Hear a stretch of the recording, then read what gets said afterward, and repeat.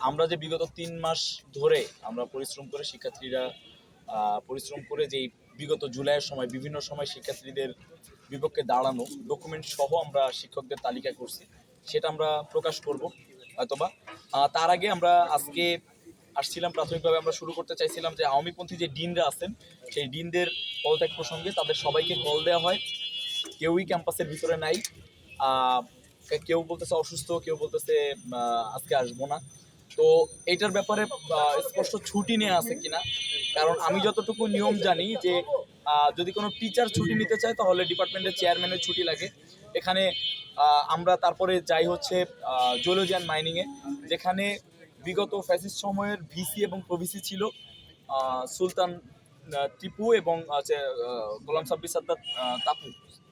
তো এনাদের দুইজনের কেউই মানে লিখিত ছুটি নেয় নাই এবং মৌখিকও নেয় নেই।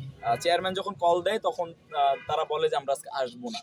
তার মানে তারা এখনো পর্যন্ত নিয়ম বহির্ভূত, এবং এটা খুবই কমন হয়ে গেছে, যেটা রুলস টিচারদের ভিতরে এই রুলসটা কেউই মানতেছে না। এটাও স্পষ্ট, আমরা এটাও খেয়াল করব যে তখন আওয়ামীপন্থী, বিএনপিপন্থী, জামাতপন্থী না, কোন টিচার আসলে আমরা একটু চেক করতে চাই যে স্বেচ্ছাচারিতার লিমিট কোন জায়গায় অতিক্রম করলে সে ছুটি ছাড়া আমার এখন মন চাচ্ছে আমি আসতেছি, আমার এখন মন চাচ্ছে আমি আসতেছি না, আমি ক্লাস নিব, মন চাচ্ছে ক্লাস নিব না, সিআরকে জানাই দিচ্ছি আমি ক্লাস নিব না, এই ধরনের একটা স্বেচ্ছাচারিতা হচ্ছে। এই 6 জন ডিনের ব্যাপারে এটাই।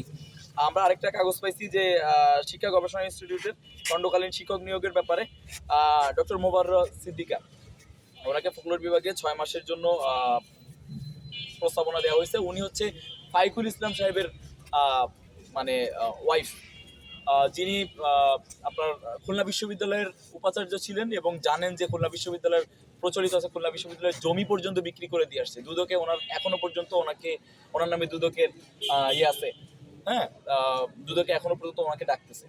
সো এই একটা মানুষ এবং ওনার ওয়াইফ মোবাররহ সিদ্দিকা দুইজনই আওয়ামীপন্থী মানুষ, এখনো পর্যন্ত ওনাকে নিয়োগ দেওয়া হচ্ছে। এটার ব্যাপারে আমি যখন শুনলাম তখন শিক্ষা গবেষণা ইনস্টিটিউটের চেয়ারম্যান জানালেন যে এটা সকল শিক্ষকের মানে সম্মিলিত সিদ্ধান্ত আর কি।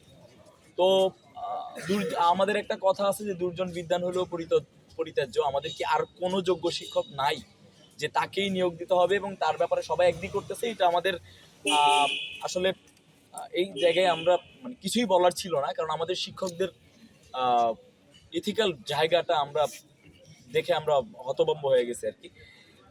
এর পাশাপাশি আমরা খুবই মোস্ট ইম্পর্টেন্ট ব্যাপার হচ্ছে, আপনারা জানেন যে নোমানি হত্যা মামলার আসামি 11 নম্বর আসামি ফয়সাল, যিনি এখন পর্যন্ত আইআর বিভাগের শিক্ষক, তার ব্যাপারে নাকি প্রশাসন এখনো পর্যন্ত কোনো সিদ্ধান্ত বিভাগকে পাঠায় নাই, যার কারণে বিভাগের পরিচালকও কোনো ব্যবস্থা নেয় নাই। এটাও অকল্পনীয় একটা ব্যাপার। আজকে যদি আমাকে কেউ মেরে ফেলে, আজ থেকে 5 বছর পরে সে যদি ডিপার্টমেন্টের টিচার হয়ে যায়, তার ব্যাপারে এই ধরনের সিদ্ধান্ত আসবে। নোমানি কোন রাজনৈতিক মতাদর্শের ছিল এটা দেখার বিষয় আমাদের না। একটা বিষয় হচ্ছে যে সে রাজশাহী বিশ্ববিদ্যালয়ের শিক্ষার্থী ছিল, উনি রাজশাহী বিশ্ববিদ্যালয়ের শিক্ষার্থী ছিল এবং আমরা তখন একটা প্রাথমিক তালিকা প্রকাশ করব, যেটা শিক্ষার্থীদের মধ্য থেকে পাওয়া বিভিন্ন ডিপার্টমেন্ট থেকে ডকুমেন্ট সহ। আমরা ডকুমেন্ট ছাড়া কোনো তালিকা করি নাই।